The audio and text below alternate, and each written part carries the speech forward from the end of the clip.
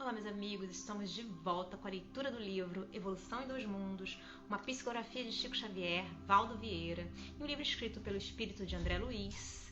Hoje a gente vai responder a 6 perguntas e eu vou falar para vocês quais serão elas, né? Antes da gente começar a nossa leitura, para que vocês se interessem ou não. Se vocês gostarem, quiserem saber, vocês já sabem quais são as perguntas que a gente vai responder, tá bom? Então a primeira pergunta é a seguinte: como apreendermos a existência das predisposições mórbidas do corpo espiritual? Essa é a primeira.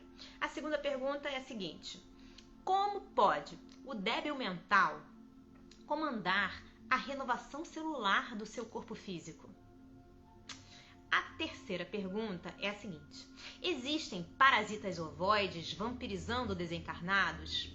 E aí, gente, para parasitas ovoides, nesse livro a gente já falou sobre eles, o que eles são. Se vocês quiserem dar uma olhada, tá nos episódios anteriores, e eu vou colocar um link aqui para vocês encontrarem com mais facilidade, tá bem? Embaixo da descrição do vídeo. Bom, na quarta pergunta é a seguinte: como entenderemos o mecanismo de atuação da justiça superior nos casos de endemias rurais, em que populações inteiras são assoladas periodicamente pelas mesmas doenças?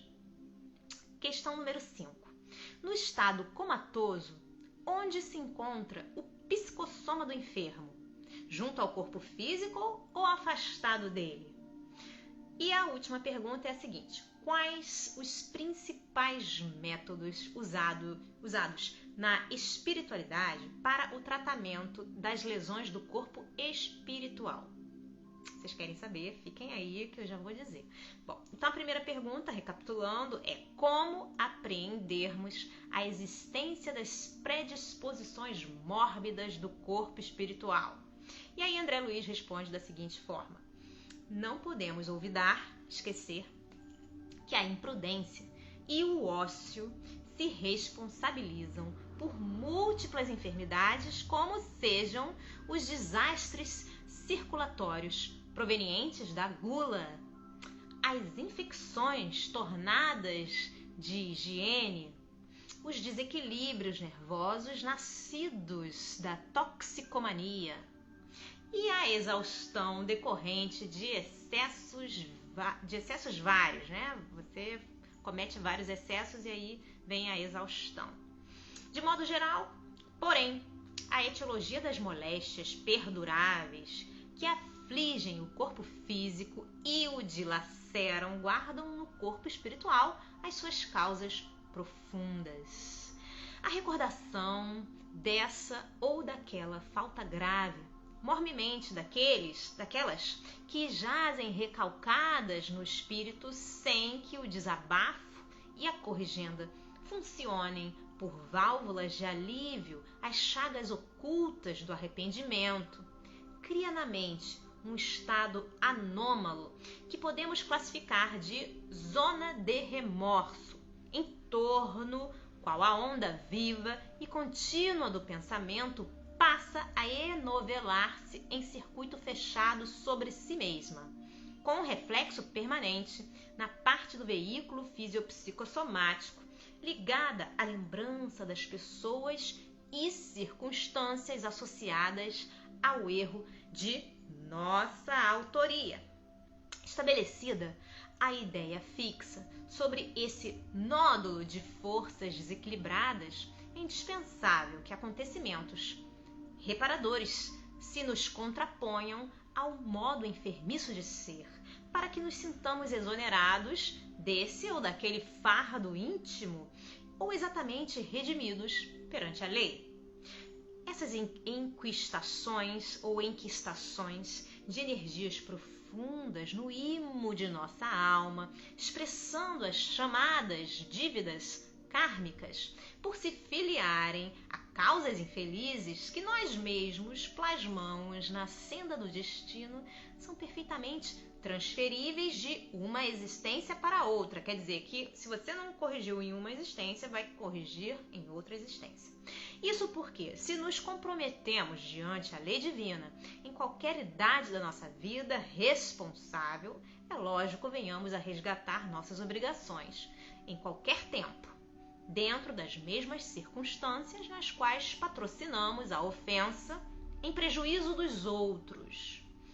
É assim que o remorso provoca distonias diversas em nossas forças recônditas, desarticulando as sinergias do corpo espiritual, criando predisposições mórbidas para essa ou aquela enfermidade, entendendo-se ainda que essas desarmonias são algumas vezes singularmente agravadas pelo assédio vindicativo dos seres a quem ferimos, quando imanizados a nós em processos de obsessão.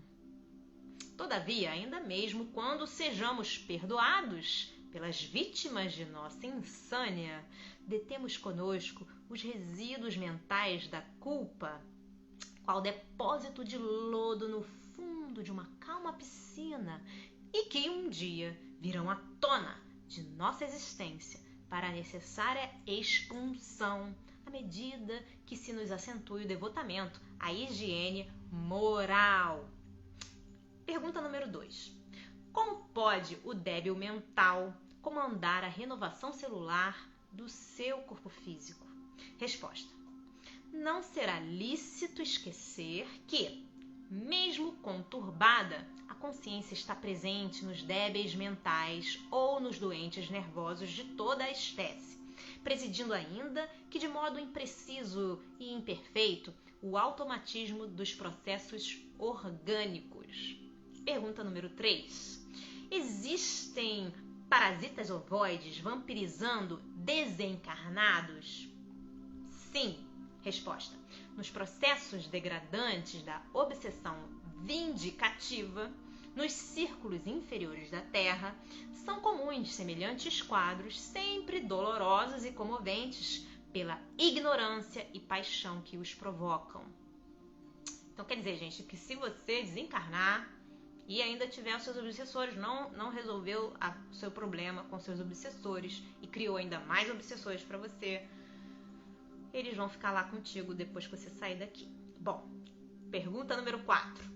Como entenderemos o processo de atuação da justiça superior nos casos de endemias rurais em que populações inteiras são assoladas periodicamente pelas mesmas doenças? Resposta. As endemias são quase sempre doenças que graçam numa coletividade ou numa região, dependendo de causas simplesmente locais. Devemos assim capitulá-las, não obstante os casos kármicos individuais que se agravam por influência delas, no quadro das conquistas higiênicas que o homem é naturalmente obrigado a realizar por si, como preço devido ao progresso comum. Pergunta número 5. No estado comatoso, onde se encontra o psicossoma do enfermo? Junto ao corpo físico ou afastado dele? Resposta. No estado de coma, o aprisionamento do corpo espiritual ao arcabouço físico ou a parcial liberação dele depende da situação mental do enfermo. Pergunta última. Quais os principais métodos usados na espiritualidade para o tratamento das lesões do corpo espiritual? Resposta de André Luiz. Na espiritualidade, os servidores da medicina penetram com mais segurança na história do enfermo para estudar com êxito possível, os mecanismos da doença que lhes são particulares.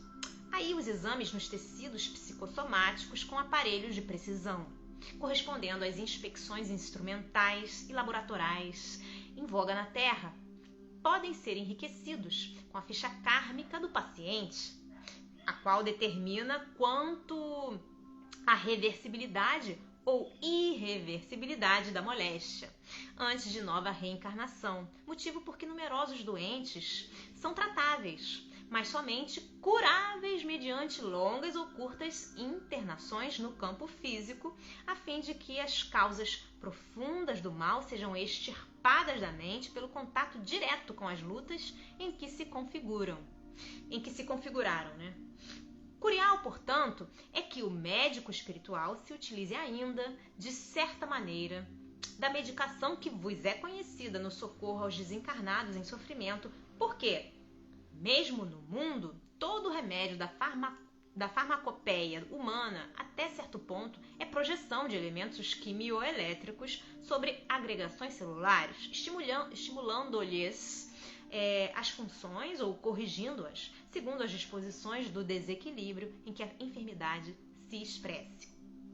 Contudo, é imperioso reconhecer que na esfera superior o médico não se ergue apenas com o pedestal da cultura acadêmica, qual ocorre frequentemente entre os homens, mas sim também com as qualidades morais que lhe confiram valor e ponderação, humildade e devotamento, visto que a psicoterapia e o magnetismo, largamente usados no plano extrafísico, exigem dele grandeza de caráter e pureza de coração. Bom, gente, essa comunicação foi dada em Uberaba, dia 25/6/1958. Espero que vocês tenham gostado dessa leitura tanto quanto eu. Um grande beijo a todos. Deus abençoe vocês. Até a próxima. Tchau, tchau.